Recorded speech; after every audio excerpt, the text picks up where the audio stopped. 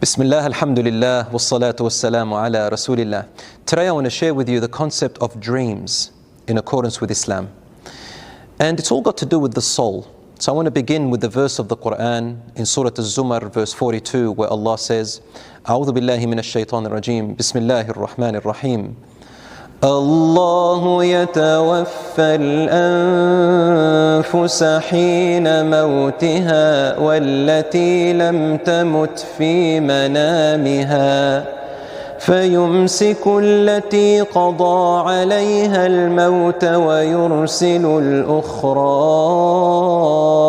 إلى أجل مسمى إن في ذلك لآيات لقوم يتفكرون. It is Allah who withholds the soul of people when they die, and the one which does not die when it goes to sleep. Then He withholds the soul of the ones who have already died and returns back the soul of the one who is sleeping to its body until its appointed time has arrived. In this are many signs for people who reflect. The scholars spoke about this verse, and a great scholar by the name of Ibn Hajar al-Asqalani, he says in Fath al-Bari, which is the explanation of Sahih al-Bukhari, he says this means, as according to Ibn Abbas, that when a person goes to sleep, the soul travels and it meets with other souls in another realm. They are the souls of people who passed away. And the people who have passed away already, they may meet your soul with a message or a guide or a news, or if you miss them. And then Allah withholds the soul of the people who have passed away because they cannot come back to this world, and your soul returns to your body until your appointed time. Brothers and sisters, the Prophet, peace be upon him, told us that there is 45 parts of prophethood, and prophethood in Arabic, nubu'ah, means news.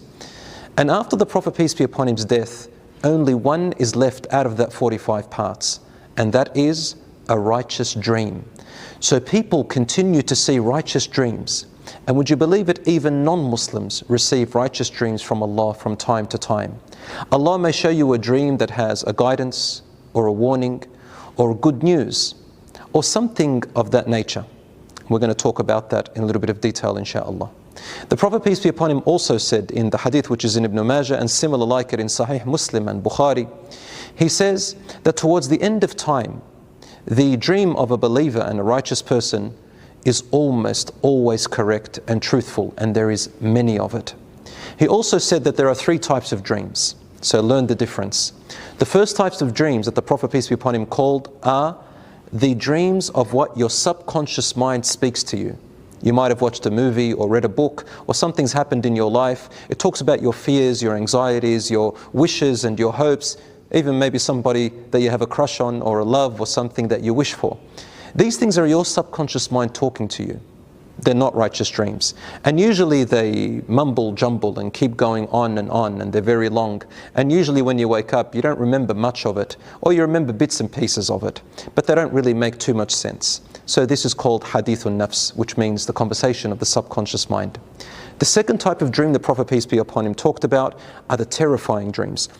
The dreams of horror, the dreams that come from the shaitan, from Satan and the devils. And he said that these are types of dreams to make you feel sad, or to give you depression, or to make you fall into fear, so that when you wake up you doubt yourself and you think, what's wrong with me?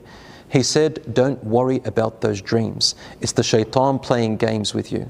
And we'll talk about how to get rid of these dreams, inshaAllah, very soon. The third type of dream is the righteous dream. And they are the dreams that come from Allah, from God. And as I said before, they come to the Muslims and the non-Muslims. It's either a guide or a warning or good news, as the Prophet, peace be upon him, said. And he said, if you see a dream that you love and liked and you fell at peace with, and when you woke up you enjoyed it and you can remember it, then tell somebody whom you love and someone with wisdom. Also ask people of knowledge, such as an imam or a sheikh who knows. He said, but if you saw a dream that disturbs you, or is terrifying or horrific in some way, and it displeased you, don't tell anyone about it, but rather go and make wudu and pray 2 rak'ah and rely on Allah subhanahu wa ta'ala. He also said, say a'udhu billahi minash shaitanir rajim, seek refuge in Allah from Satan the outcast. Brothers and sisters, when you see a dream that displeases you, such as a terrifying dream, sometimes you might see snakes, scorpions, spiders, dogs, cats, things that just don't add up, especially if it's in the dark, or faces that look horrific, such as a horror film, and things that just make your mind go all over the place. The Prophet, peace be upon him, said that if you wake up, then spit lightly 3 times in the direction of the left. So the left direction. You might be facing the left, or you might be facing the right in your sleep, or you may be facing in any direction. He said, spit 3 times to the left and say A'udhu billahi minash shaitanir rajim 3 times, then turn to the other side. It is a sunnah of the Prophet ﷺ that when you sleep, you begin sleeping on your right, because it's called the spiritual side, because your brain stays a little bit aware when you sleep on your right. As for the left, you are allowed to sleep on the left. However, it is disliked to start your sleep on the left, but medically it is better for your body. So your body naturally tosses and turns. What you shouldn't sleep on is your stomach. The Prophet, peace be upon him, saw a man sleeping on his stomach in the masjid, and he nudged him lightly with his leg and said to him, don't sleep like that, for the shaitan loves to sleep like that. And this is where you might see disturbing dreams. On your back, for some people it works, and for some people they actually get sleep paralysis or night terrors. Don't be afraid of them. Again, it is the shaitan trying to play tricks on you, and it won't harm you in any way. A man came to the Prophet, peace be upon him, and he was a bit disturbed. He said to him, O Messenger of Allah, O Messenger of Allah, I saw that my head was rolling in front of me and I was trying to pick it up. The Prophet, peace be upon him, said to him, if the shaitan plays games with you, don't tell people about it, and it won't harm you. Another thing you can do, brothers and sisters, about horrific dreams or disturbing dreams, before you go to sleep, the sunnah is to make wudu if you can. Secondly, to sleep on your right in the beginning. Number 3, recite Ayat al-Kursi. Number 4, put your palms into your mouth like this and recite the 3 quls. Qul huwa Allahu ahad, qul a'udhu bi rabbil falaq, and qul a'udhu bi rabbin nas. Then blow into your palms if you like, and wipe over your head and body 3 times. Insha'Allah, God willing, you'll see better dreams, and it'll minimize any dreams that are disturbing. You can play the Quran next to you, such as Surah Al-Baqarah, that also helps. As for the righteous dreams, the scholars said that there are a few signs to know that they're righteous. Number 1, usually you remember every detail clearly. Number 2, when you dream about them, you can feel as if they're real. You can almost touch and smell what's going on. Number 3, when you wake up, you remember all the details because they were clear. Number 4, they are usually connected to something in real life. Number 5, they make sense in some way. So there is a reality to them. Number 6, they do not go against the Sharia, meaning if you saw a dream where someone is telling you to do something haram or sinful, that's from the shaitan. A righteous dream doesn't come that way. And finally, tell someone you love, or a sheikh or an imam, who can help you interpret the dream, although we don't have a particular measure to really know what's right and wrong. But the Prophet, peace be upon him, did tell us, a dream usually happens the way you interpret it. So always think well of Allah and be optimistic about it. As for seeing the Prophet, peace be upon him, in your dreams, or the angels, I got this question asked, there's no harm. Yes, it is possible to see angels in your dreams with a message.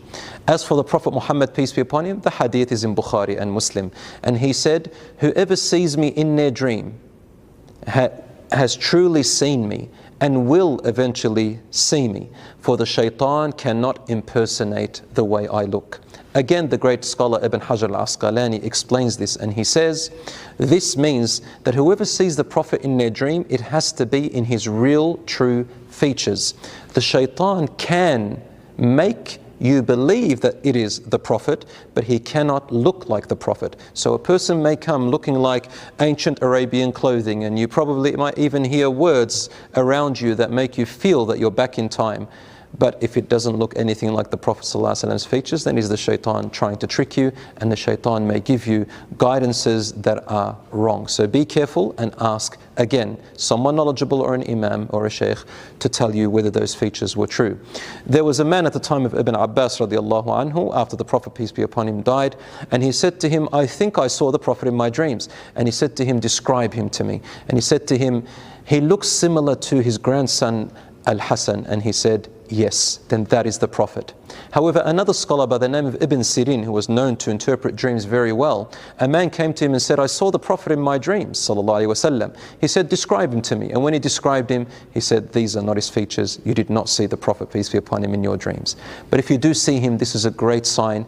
And even a non-Muslim can see signs from God, even possibly the Prophet, peace be upon him. But the meaning of that would be more of a guidance. Either the person takes it or doesn't take it.